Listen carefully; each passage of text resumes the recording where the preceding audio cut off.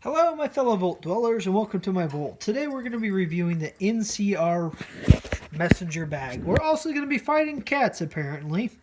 So, we're going to go over the pros, we're going to go over the cons. Pros, cats love it. Cons, I can't do my fucking video. So, you know what? Fuck it. I'm just going to keep going. I'll work around her. So, anyways, the big problem with this bag isn't so much the top attachment, which you can tell that these are cheaply made compared to bags like from Fossil, Gucci, etc., etc.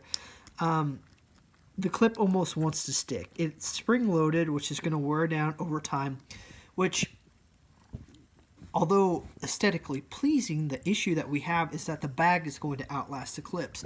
And that's what you're going to see here. You're just making my job just a lot harder, you know? So the leather on this bag, which is one of the best parts, and the stitching is very well done, so it's going to hold up, just simply outweighs the clips. So this is the issue. This is the problem. Have fun with that. Moving on, you can see, like on this Fossil bag with very similar clips, this boom slides out right away. This part is very solid. It doesn't want to move at all. And you can see it almost has guiding grooves so that it fits in comfortably. And more importantly, looking at the back of that clip, you can see that that spring is a lot stronger. No rattle, just the click. Instantly pops back into place. We're going back to our original bag.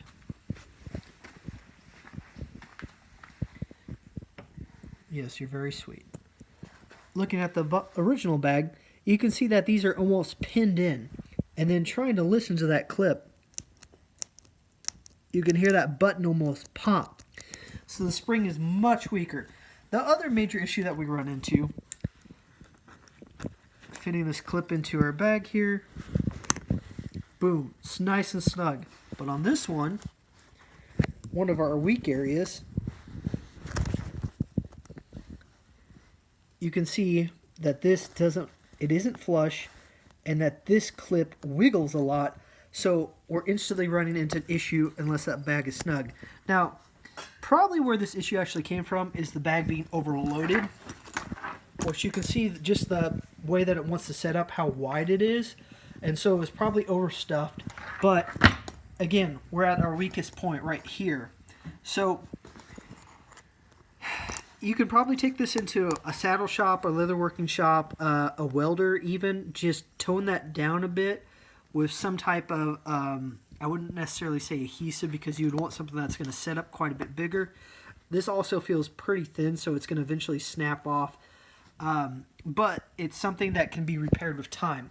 This bag came to me in worn condition, or I want to say battle ready, or battle worn. So you can see some issues of wear and tear.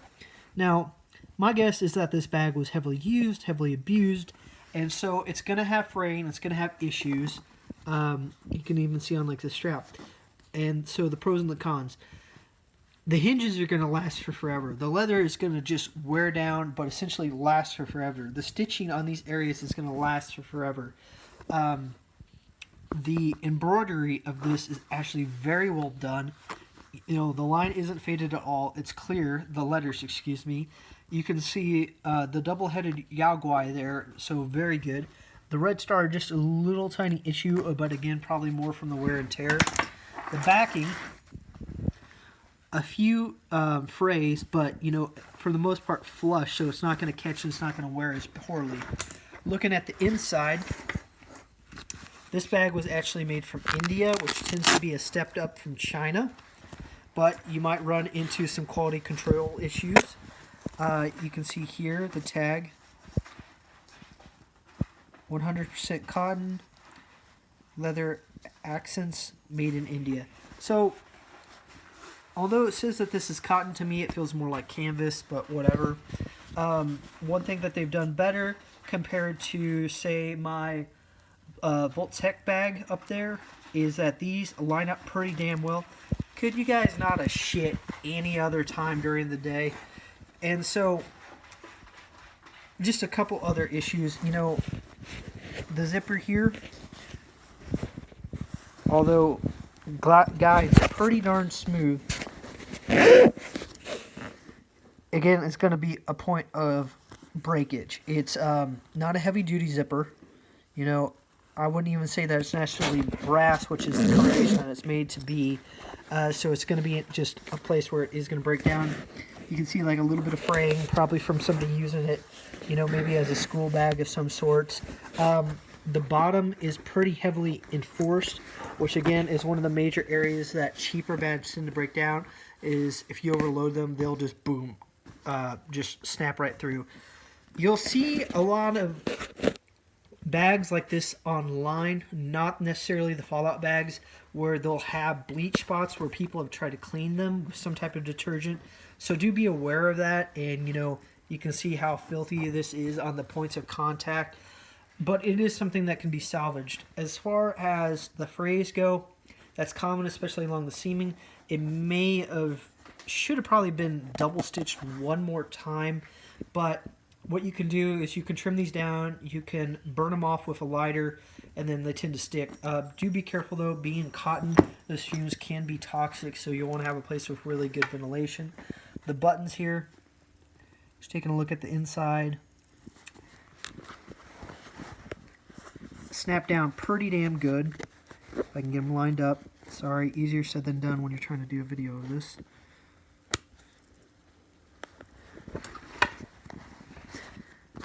And sticks well. So that's going to last you. Again, you can see that there's not a lot of wear or tear around this. Maybe just a little bit off and could have been done just a little bit better with something that would secure a little bit more. But again, for an accessory package, or I'm sorry, an accessory pocket, it's going to fit well. Again, the leather work is one of the key parts, especially if you look at the strap. So let's flip it around. On the top, we get that almost that square bulge. Almost a pseudo sense of security in the sense that it will overload and then you'll have breakage at those clamps, but the stitching's very well. If it would have had like another piece of leather underneath, I think it would fit more comfortably on a hot summer day. Your hands are going to sweat, that's going to seek into the cotton, that's going to stink, and that's going to break down quicker. But it is securely attached, it is thick, so that you won't have to worry about that handle breaking. Probably one of the nicest parts is you do have your shoulder strap. You don't have that on all the newer bags. It's a very comfortable slides even after this bag's been worn so heavily. Not a lot of breakdown. You know, you're going to have wear and tear from just that sliding back and forth, especially over rougher areas like that. But again, the leather strap with the buckles, very aesthetically pleasing and adjustable. So breakdown point, these bags were originally $80. Is this bag worth the $80? You know what? I'd say yes. It may have just been a fluke that this in particular locket ended up breaking as quickly as it did.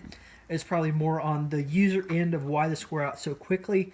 But with just a few changes, somebody that does know how to use does know how to use leatherwork, does know how to do some repairs themselves, you could easily buy some upgraded lockets for a few dollars more, put those on there, and you're going to have something that is going to last years and years and years and years, especially if treated just a little bit more professionally.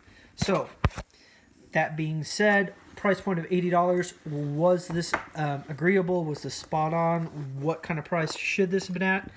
$80, honestly, a fair price point for this bag. If you look at similar bags, especially through Fossil or other name brand companies, you're going to be looking at closer to $120, $200, sometimes up to $280, $240 for a canvas bag. So these bags were originally $80. I don't think that these or the olive drab Brotherhood of Steel ones ever got to the price point of being on sale for the $20, $40, $60 because they did sell out quite a bit quicker. The issue with these, with the other bags, is that they're original pictures from the old Bethesda store, which I think is called Bethesda Gear or whatever the fuck they want to introduce themselves as. This is the old Bethesda gear from the 2014 to 2015, 2016 era. They just did not do these bags justice when they were taking pictures. So it's something where price point spot on, quality is spot on, could have done better with the pictures, and if that would have been the point, these would have been a lot more popular, a lot more prevalent. So, snap this down real quick. What are these bags going for? It's honestly very hard to tell. The last one of these that I sold, which would have been of the year of 2019 towards the end, so October, November, sold for $150. Truthfully, that might have been a little bit on the lower end than really what this should have been acceptable for. They could easily go for double to sometimes triple, especially in pristine and mint condition, which mine was. A good used one of these, hello sweetheart, does it pass the test? Yes, it passes the test. So you can see how popular these bags are. So, what would the price point for a used one of these be? As long as it's in perfect working condition, even with a little bit of battle worn, I'd say easily still around the $80 to $100 range. So possibly a little bit more than even what it was originally paid for. Something where this is broken in this sense, you know, again, that battle worn effect, if you wanted to decorate it yourself, wear and tear it yourself, add or remove some accessories, it's going to be kind of the beauties in the eye of the beholder. I was incredibly happy with the price that I got this bag at. I plan on using it someday in the future, and I thank you, fellow Vault Dweller, that sold me this bag, especially for the price that you sold it to me for. So there you go, guys. I hope that you enjoyed the video. Be sure to like and subscribe. If you have any questions, comments, or concerns, post them in the comment section below.